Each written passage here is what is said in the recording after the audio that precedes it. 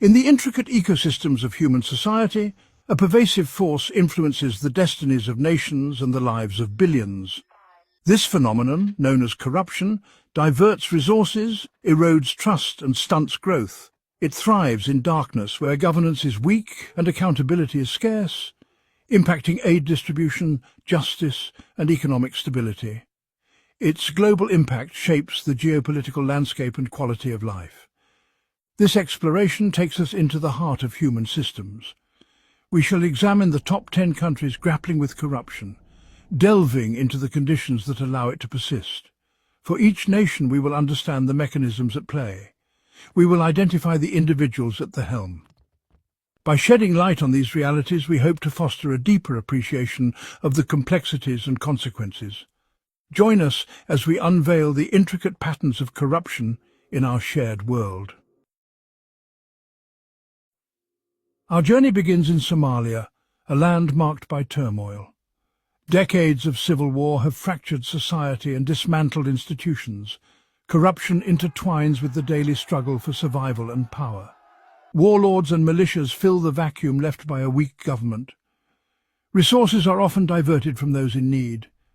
This weakens attempts to build state capacity. Widespread poverty blurs ethical lines. The international community provides aid and support. Ensuring aid reaches its recipients is a challenge. President Mohammed navigates these complex challenges. Stability and transparent governance require resolve and support. We journey to South Sudan, the world's youngest nation, born amidst hope yet ensnared in conflict and corruption. Resource wealth has become a source of contention and illicit enrichment. Internal conflicts have devastated the country and eroded governance.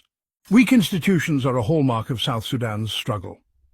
The judiciary and law enforcement lack the capacity to combat corruption. Impunity is widespread, corroding public trust. Mismanagement of oil revenues is a stark challenge. President Salva Kiir faces the task of addressing corruption. The hopes of a generation rest on achieving accountable governance.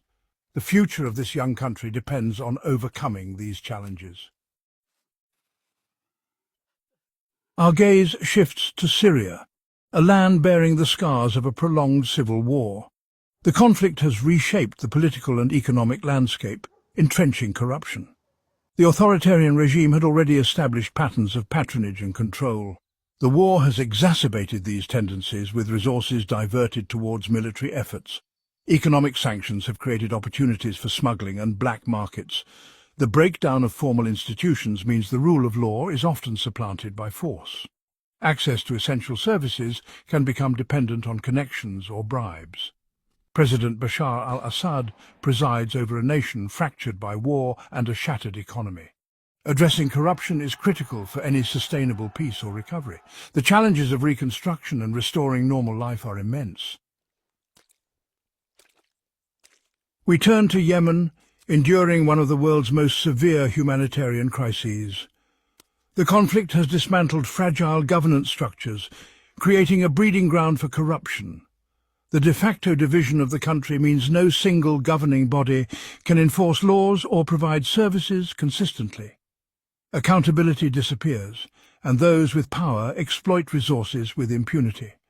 The humanitarian crisis has become an arena for corrupt practices. Billions in international aid can be diverted or stolen, failing to reach those in need. Weak governance was a challenge even before the war, but the conflict has pushed institutions to the brink. President Abdrabbuh Mansur Hadi's control is limited by the ongoing war. Rebuilding state institutions and tackling corruption are essential for peace. Without addressing these issues, the suffering of the Yemeni people will continue. We journey to Venezuela, a nation with vast oil reserves, yet mired in political instability and economic collapse. This paradox is linked to systemic corruption that has permeated the state and society. The political crisis has undermined transparency and accountability. The economic collapse has led to hyperinflation and shortages of essential goods.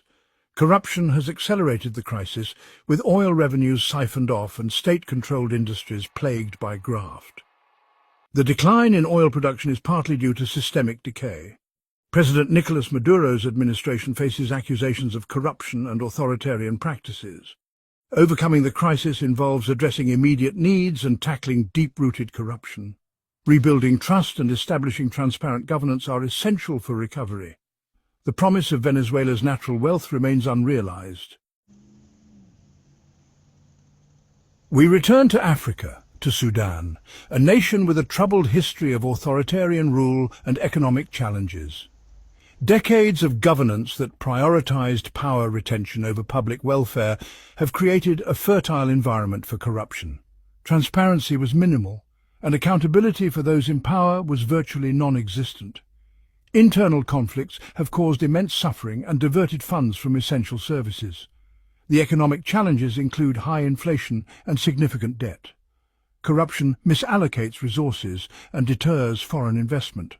The transition towards a more democratic system is fraught with difficulties. Abdel Fattah al-Burhan leads the Transitional Sovereignty Council. The task is to dismantle corruption, establish the rule of law, and guide the nation towards recovery. The aspirations of the Sudanese people depend on these efforts. Our focus shifts to Equatorial Guinea, a nation with abundant oil wealth but widespread poverty. The concentration of power in the ruling family creates an environment with minimal transparency. Public finances are opaque, making it difficult to track state income. Despite a high per capita GDP, most citizens live in poverty with limited access to basic services. The opulent lifestyles of the elite contrast with the deprivation of the populace. Government contracts and licenses are often awarded based on patronage. President Teodoro Obiang Nguema Mbasogo has been in power since 1979. His rule is criticized for human rights abuses and pervasive corruption. The nation's oil wealth remains an unrealized promise for its people. Addressing corruption is essential for national development. We return to North Africa, to Libya, a nation with Africa's largest oil reserves but fractured by conflict. The power vacuum and struggle for control have led to widespread corruption. Rival factions exploit resources within their territories. The fragmentation makes it impossible to implement national policies or manage finances transparently.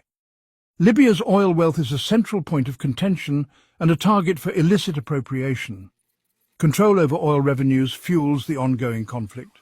The central bank of Libya is divided, hindering effective financial management.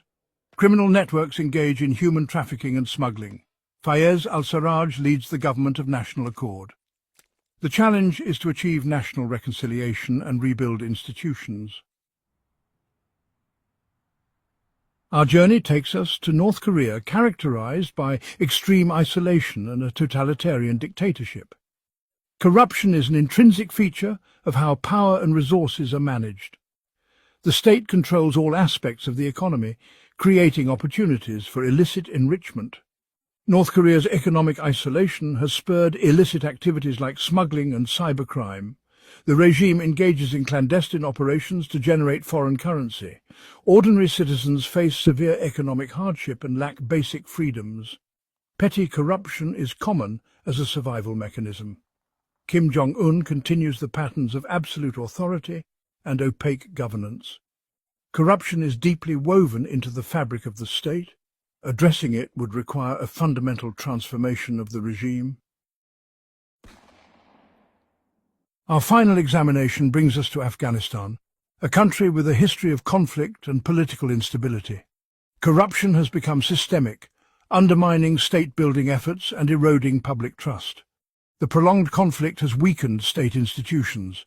Informal power structures operate outside any legal framework.